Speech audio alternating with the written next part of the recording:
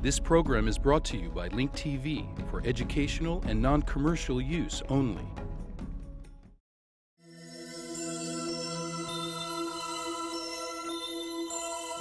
Mosaic, a daily news program from Link TV, presents a selection of news reports from independent and state-controlled broadcasters from throughout the Middle East.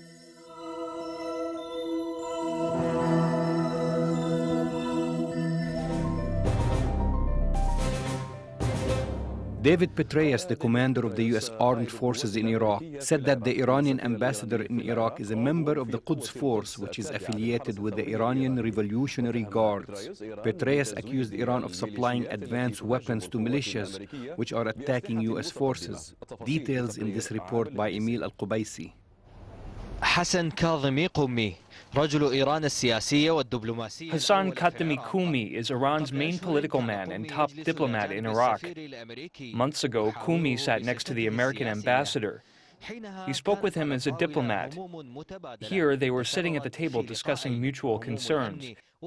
This happened in two meetings when they discussed security and interventions.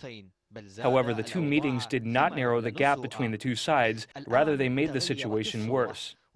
Now, the picture has changed. For the parties in the region, the focus seems to be on security rather than politics. Near the Iran-Iraq border, David Petraeus, the commander of the U.S. forces in Iraq, opened the door of accusations widely against Iran and its diplomats in Iraq. According to Petraeus, the Iranian ambassador Qumi has changed from having a diplomatic role to having a military role. He accused him of belonging to what America describes as an Iranian military terror institution, or the Quds force. The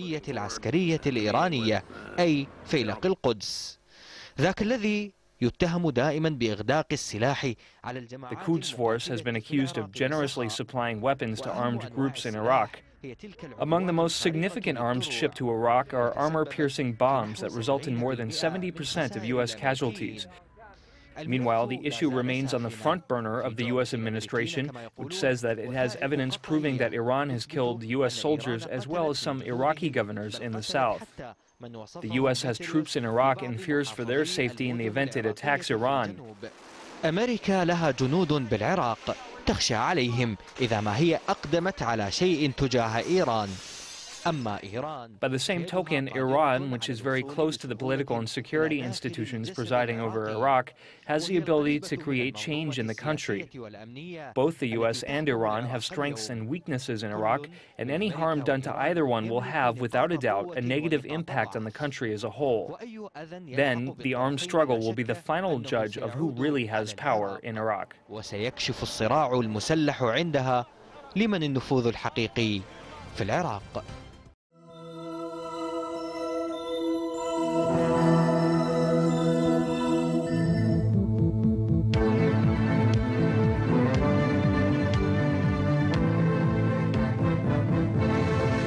For being with us. The new academic year for universities and research and technology centers started Monday with a ceremony attended by President Ahmadinejad. The Iranian president said, quote, "The U.S. president has reiterated they are to exert more pressure on Iran in cooperation with the international community, but our response to his comments is that he is gravely mistaken and he should be aware that this strategy will get nowhere." President Ahmadinejad said, quote, "Their literature is the literature of threats and bullying, but we observe that the opponents to Iran's development and progress feel miserable in dealing with Iran's nuclear logic." The president said, quote, "We shoulder a grave responsibility during the country's reconstruction era, and we should turn the country into a model state." The president also advised all academics to continue scientific cooperation with all scientific centers around the globe, except those affiliated to the Zionist regime. Hundreds of anti-war protesters marched to Parliament in Britain to call for the government to withdraw troops from Iraq. Carrying posters with anti-war slogans, the demonstrators held a sit-down strike in the road in Parliament Square. Police arrested 4 protesters in a strong protest to the torture of Iraqi prisoners. At Abu Ghraib prison, some protesters were wearing orange garments.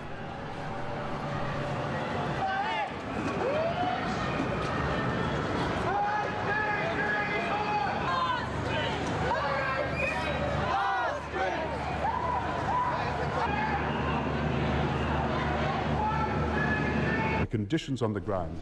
This after British Prime Minister Gordon Brown said London is to cut the number of its troops in Iraq by more than half to 2,500 from early next year.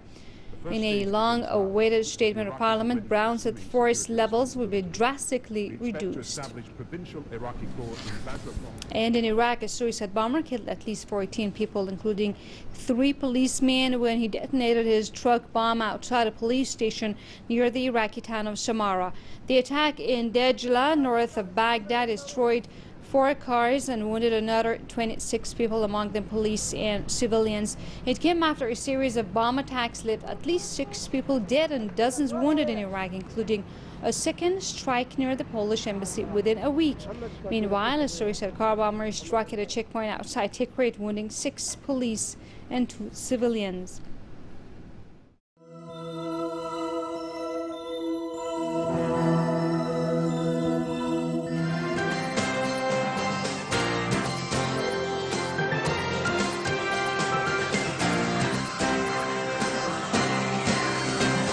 Knesset opened its winter session this afternoon with addresses by Speaker of the House Dahlia Itzik, President Shimon Peres, Prime Minister Ehud Olmert, and Opposition Leader Benjamin Netanyahu. For an overview of the festive occasion, we go over to IBA's diplomatic correspondent in Tel Aviv, Leah Zinder. Leah? Hi, Laura. Hi, Yochanan. Yes, no doubt a festive occasion that began at the Knesset at 4 o'clock this afternoon and is still continuing at this hour.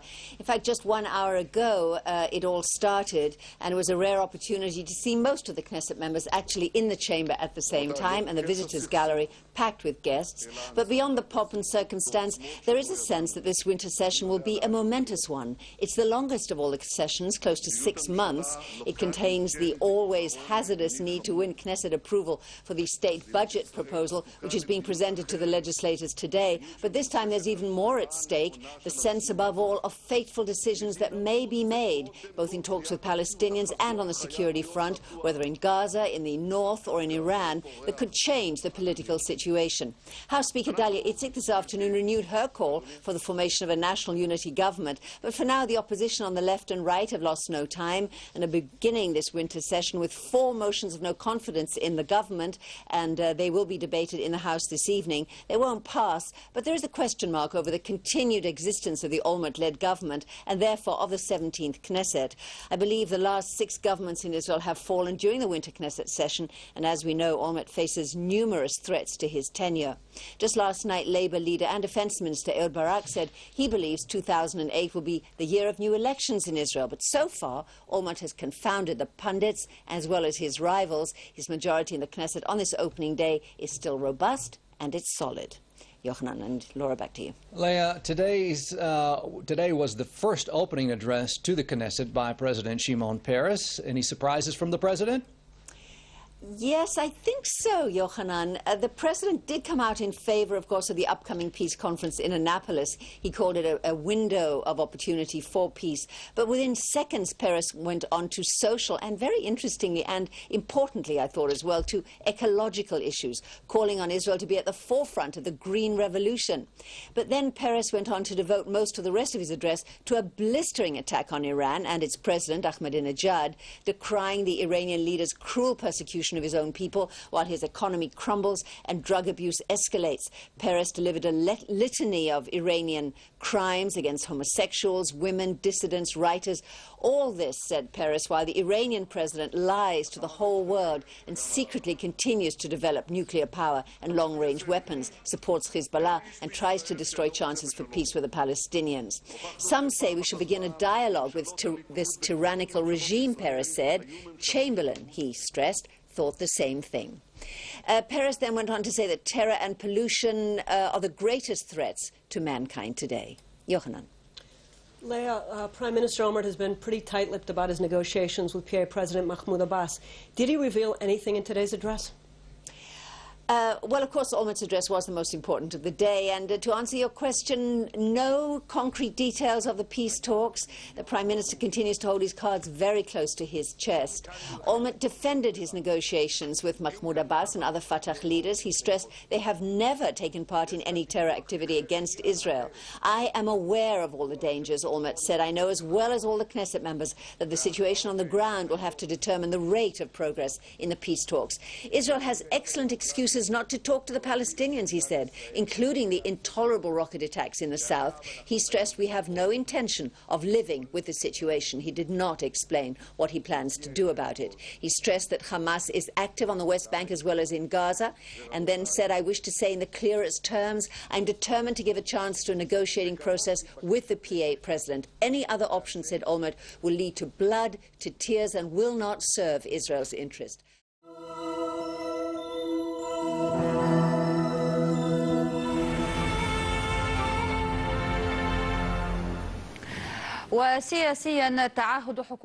Politically, the Nouri al-Maliki government in Iraq has pledged to prosecute members of the Blackwater Company after an Iraqi investigative committee held the members of the company responsible for intentionally killing 17 citizens.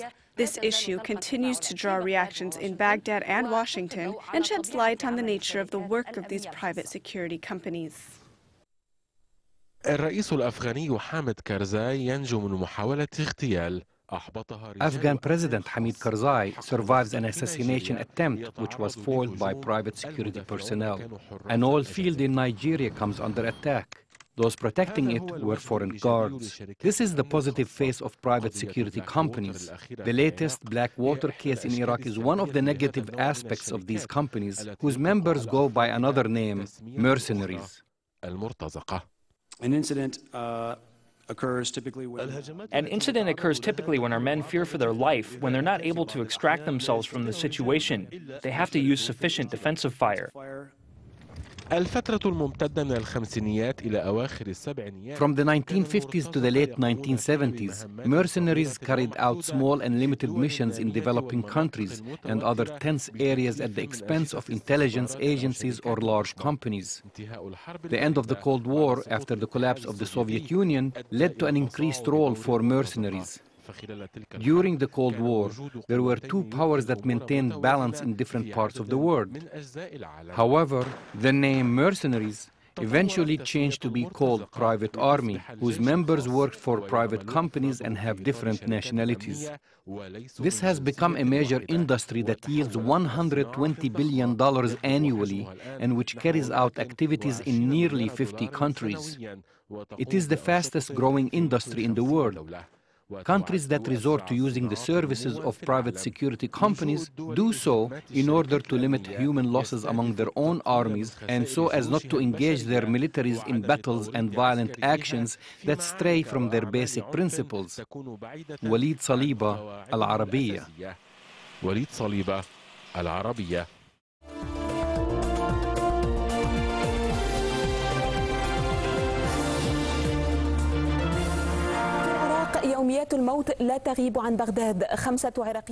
The daily violence continues to rage throughout Iraq. This news comes after 5 Iraqis were killed and more than 15 others were wounded in 2 separate booby-trapped car explosions. The first attack took place near the University of Technology in central Baghdad, and the other in the area of Al-Kamaliya. Meanwhile, attacks and counterattacks have intensified between U.S. and Iraqi forces on one side and armed fighters from the Sadr faction on the other side. Backed by helicopters, the U.S. and Iraqi forces carried out a pre-dawn offensive in the city of Sadr, a stronghold for Al-Mahdi army, killing 2 civilians and detaining 4 others.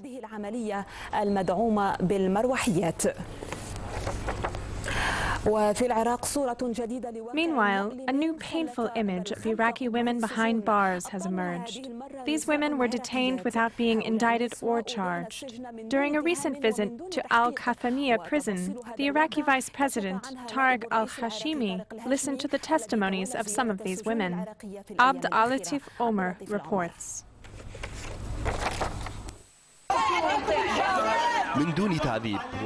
These Iraqi women have been locked up in Al-Qathamiya prison for women without being tortured, humiliated, or even indicted. Some of them came to inquire about a brother's son or a father, but found themselves locked up in cells. During a visit to one of the women's prisons by the Iraqi Vice President, Tariq al-Hashimi, dozens of the inmates told a sad account of their ordeal. For more than 13 months, I've inquired about my son at the human rights organizations, but I was told that he is nowhere to be found. On December 5, 2006, I received a medical report from Al-Adli Medical Center that my son had been killed.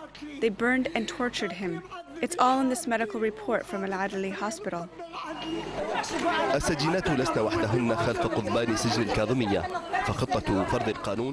These women are not the only ones kept behind bars. Thanks to Iraq's new security plan, they were joined by their children. This is the new free Iraq, which is not any different than what it used to be under the former regime. The former regime used to detain the sisters or mothers of wanted men in order to mount pressure on them to surrender.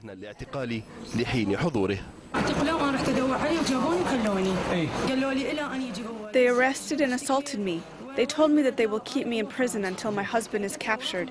I complained, but no one listened to me. They gave me these documents, which include a death sentence against me. What comes next after the highest authority in Iraq listen to the testimonies of these women? Will these women be released from prisons just to allow others to take their places? Or will the promises of freedom finally reach this dark tunnel of Iraq?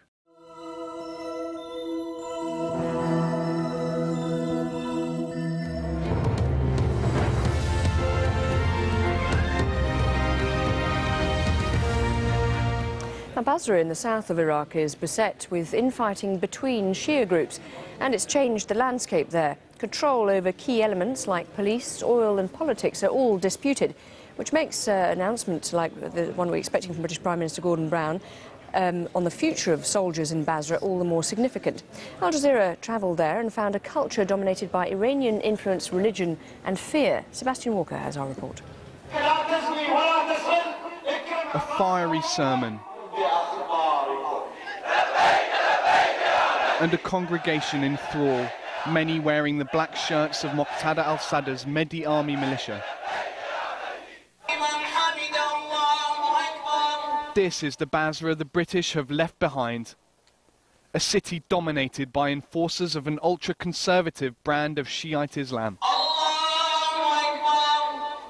Advertising hoardings everywhere in this city are covered over with pictures of Shiite clerics. Unveiled women are a thing of the past. Even young girls are encouraged to cover up. Public parties and popular music are banned. Now it's only recordings of religious teachings that are sold in Basra's music shops.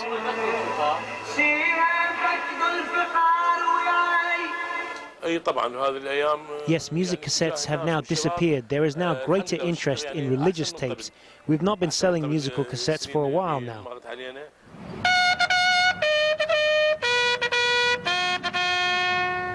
It's hardly the kind of legacy British forces who pulled back from the city last month would want to leave behind. Some say their withdrawal was precipitated by rising attacks from Basra's militias.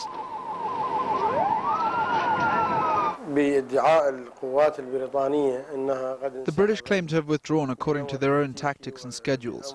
That is absolutely in conflict with the reality on the ground. Whatever was behind it, a British withdrawal has certainly left a void into which powerful influences are keen to step. Beside images of fallen militia fighters along Basra's streets, there's pictures of Iran's Grand Ayatollah Khomeini, and a statue of an Iraqi soldier straddling a shark meant to represent Iran has been tellingly altered. Sebastian Walker, Al Jazeera.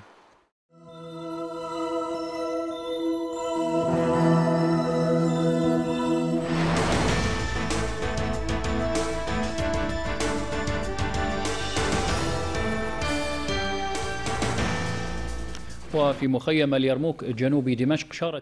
of Palestinians participated in commemorating the International Quds Day at the Yarmouk camp south of Damascus. During the ceremony, organizing officials reiterated their loyalty to the holy city and their willingness to fight for it against occupying Israel, applying regional and international pressure on Israel to withdraw. Thousands of Palestinians and Syrians came out on the streets of the Yarmouk camp today to commemorate the International Quds Day, which was called for by Ayatollah Khomeini, God pray on his soul. Participators held slogans that expressed loyalty to Jerusalem and rejected any potential compromises. This cause is an Islamic one, and nobody, whether Palestinian or not, has the right to negotiate the ownership of this land. This land belongs to the Muslim nation. Jerusalem is not real estate property that Abbas or other Arab leaders can put up for sale. The crowd left the Wasim Mosque and marched towards the martyrs' statue in the camp, chanting slogans against future compromises that might minimize Jerusalem and reiterating their right of return to their motherland. On International Quds Day, we assure the world that we reject any compromises and uphold our national rights. We also reject the international conference that President Bush has called for. We maintain our national rights and the right to liberate our land, all of our land. The tribal leaders reiterated their commitment to the resistance until they have reclaimed all their rights. They also promised the martyrs to follow in their footsteps to liberate Palestine. We are expressing our solidarity with Palestine, Jerusalem, and Islam. We will stand by the resistance until we prevail and erase Israel, God willing. The envoy of the Islamic Revolution of Yemen in Damascus, Mr. Mujtaba al-Husseini, other intellectuals and religious figures also participated in today's ceremony. A number of speeches were given towards the end, reiterating solidarity with Jerusalem and Palestine. On this holy day, thousands of free spirits renewed their loyalty to Jerusalem in fighting off the evil plans of occupation and declared Jerusalem as the capital of Palestine, belonging to all Arabs and Muslims.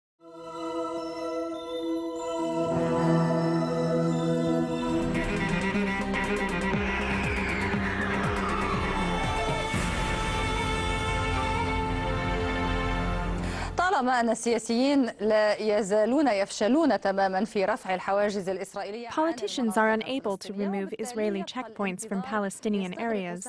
People spend many hours waiting at these checkpoints, wondering how to spend their time. This inspired the idea for the Checkpoint Bookstore, or the Checkpoint Reading Campaign for the passing cars. Started in Hebron, the campaign provides bundles of books to the waiting cars for passengers to use while waiting at the military checkpoints. The slogan for this campaign is the Traveling Bookstore for Nonviolence and Peace. الكتاب هو خير جليس خصوصا لمن تكون جلسته طويلة. A book is the best companion, especially for people who have to wait a long time, like these Palestinians who will spend approximately 2 hours on their way from Hebron to Ramallah and another 2 hours at the border. This inspired the Traveling Bookstore project to give each driver a collection of books to distribute among the passengers so that their wasted time at checkpoints becomes valuable time.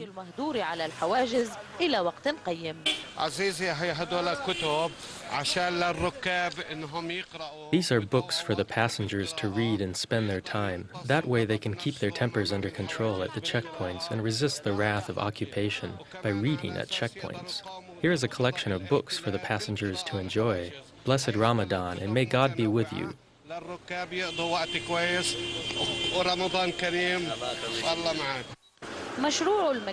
The Traveling Bookstore project started in Hebron, and even though it only started a few days ago, the reverberations are encouraging.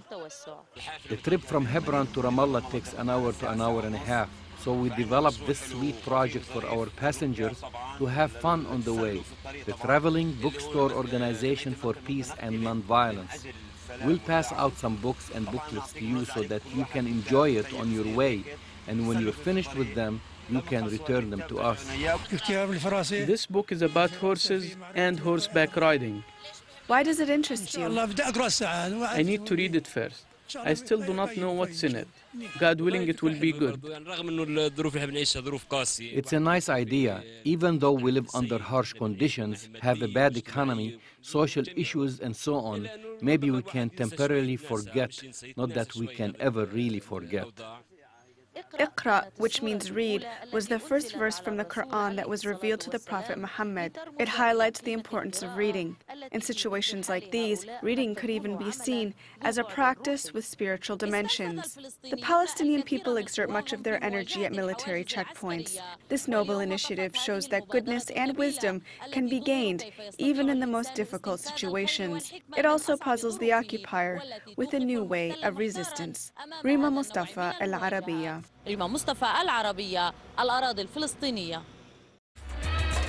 Pakistan goes to the ballot box. Can General Musharraf hold on to power? Is he building a pro-US government with former Premier Benazir Bhutto? And what could this mean for the future of Pakistan? The answers to these questions and more on Link TV's Mosaic Intelligence Report. Things started going badly for General Musharraf this year, beginning with his attempt to sack the Chief Justice in March. In May, his political allies opened fire on peaceful protesters in Karachi, killing 40 people. He allowed the occupation of the Red Mosque by militants in Islamabad to drag on for months, but ended it with a bloodbath when his troops stormed it in July. Today, General Musharraf suffered another setback after Pakistan's Supreme Court ruled that the Pakistani president can stand for re-election this weekend, but if successful, cannot be declared the winner until legal decision on his eligibility to run is rendered. Musharraf has been under attack by the local media. His power is eroding, and although he has vowed to take off his military uniform, don't expect him to ride off into the sunset. Although Musharraf announced that if elected, he will resign as army chief by November 15th, he has already named General Ashfaq Kiyani, a former head of the Inter-Services Intelligence Agency, as his successor.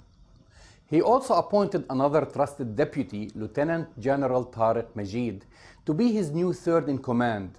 Majid would automatically assume the position of vice chief if Musharraf resigns after the vote. Last month, Musharraf promoted Lieutenant General Nadeem Taj, a relative of his wife, to take over Pakistan's powerful intelligence agency, the ISI. Musharraf has also signed an amnesty order to drop long-standing corruption charges against Benazir Bhutto, who is seeking a change in the constitution so that she can become prime minister for a third time. But General Musharraf is unable to move forward towards fair elections. And I may be right or wrong about this, but we feel because he wants to bail out the present failed PML-2 regime that is governing Pakistan and that has allowed Pakistan's growing anarchic situation. In the long run, the general might outmaneuver his smartest critics. These new military appointments allow the general to keep his friends close, and in the case of Bhutto, well, he's keeping his enemies even closer. Meanwhile, Musharraf seems to be on his way to move Pakistan towards a Turkish model, a civilian government controlled by a pro-Western junta, something he made clear he fancied shortly after overthrowing the civilian government of Nawaz Sharif in 1999, when he boasted that he was a great admirer of Kemal Ataturk. What's interesting about all these appointments and political maneuvers is the fact that the Pakistani president is surrounding himself with members of the pro-American camp in Pakistan, most notably Ashfaq Kiyani, who was educated at Fort Leavenworth, Kansas. Also, should Benazir Bhutto become prime minister for the third time, the US administration will love him even more, since Bhutto recently said that she would permit US bombings against Al-Qaeda in Pakistan. General Pervez Musharraf might take off his military uniform, but he'll remain a wolf in sheep's clothing. I'm Jamal Dajani for the Mosaic Intelligence Report. To learn more about this program or to share your thoughts, visit us at linktv.org/mosaic.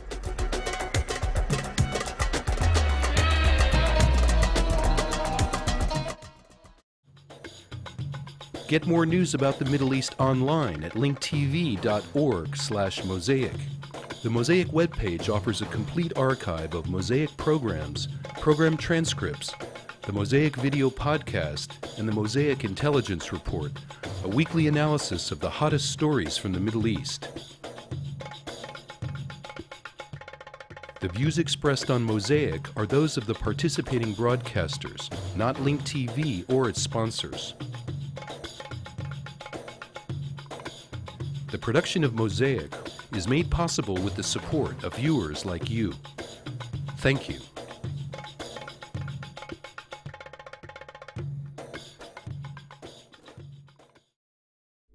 This program was brought to you by Link TV for educational and non-commercial use only. Link TV is the only U.S. television network devoted to global and national news, with uncompromising documentaries and diverse cultural programs. Programs which connect you to the world.